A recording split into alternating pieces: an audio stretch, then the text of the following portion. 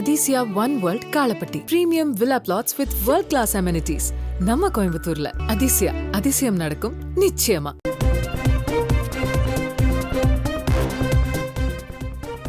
மதுரை மாநகராட்சி சொத்து வரி முறைகேடு தொடர்பான வழக்கு விசாரணையை சிபிஐக்கு மாற்ற கோரி மெட்ராஸ் உயர்நீதிமன்றம் மதுரையில் தொடரப்பட்ட வழக்கு நீதிமன்ற உத்தரவின் அடிப்படையில் சிறப்பு விசாரணை குழு அமைக்கப்பட்டு விசாரணை நடந்து வருவதாக அரசு தரப்பில் தெரிவிக்கப்பட்டிருக்கிறது.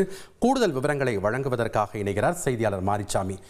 வணக்கம் மாரிச்சாமி, இந்த வழக்கினுடைய முழு பின்னணியும் மற்றும் விவரங்களை பதிவு பண்ணுங்க. மதுரை மாநகராட்சியில் சொத்து வரி முறைகேடு என்றால் ஒரு 200 கோடிக்கு மேலாக சொத்து வரி முறைகேடு தொடர்பான வழக்கு. இந்த வழக்கு விசாரணையை சிபிஐக்கு மாற்ற கோரி மெட்ராஸ் உயர்நீதிமன்றம் மதுரை அமர்வில் மதுரை 83வது ward AIADMK councillor SMT Ravi என்பவர் ஒரு பொதுநல வழக்கினை தொடர்கிறார். இந்த பொதுநல வழக்கு விசாரணை நீதிபதிகள் SM சுப்பிரமணியம், மரியக்லாட் ஆகியோர் கொண்ட அமர்வு முன்பு விசாரணைக்கு வருகிறது. அப்பொழுது அரசு தரப்பில் நீதிமன்ற உத்தரவின் அடிப்படையில் ஏற்கனவே நீதிமன்றம் இதற்கு ஒரு உத்தரவு பிறப்பித்திருக்கிறது. அந்த உத்தரவின் அடிப்படையில் சிறப்பு விசாரணை குழு அமைக்கப்பட்டு விசாரணை நடந்து வருகிறது என அரசு தரப்பு வழக்கறிஞர் தெரிவிக்கிறார். அதுபோக சிறப்பு விசாரணை குழு அமைக்கப்பட்டது தொடர்பாகவும் எடுக்கப்பட்டுள்ள நடவடிக்கைகள் குறித்தும் பதில் மனுவாக தாக்கல் செய்யுங்கள் என நீதிபதிகள் உத்தரவு பிறப்பித்திருக்கிறார்கள். இந்த வழக்கின் முழு பின்னணி பார்த்தோமானால் அரசு, அதாவது சமீபத்தில் மதுரை மேயர் தலைமையில் பெரிய அளவிலான சொத்து வரி முறைகேடு நடைபெற்றது தெரிய வந்தது. இதனால் பலரும் பல கோடி ரூபாய் மதிப்பிலான சொத்துக்களுக்கு முறையான வரியை செலுத்தாதது தெரிய வந்திருக்கிறது.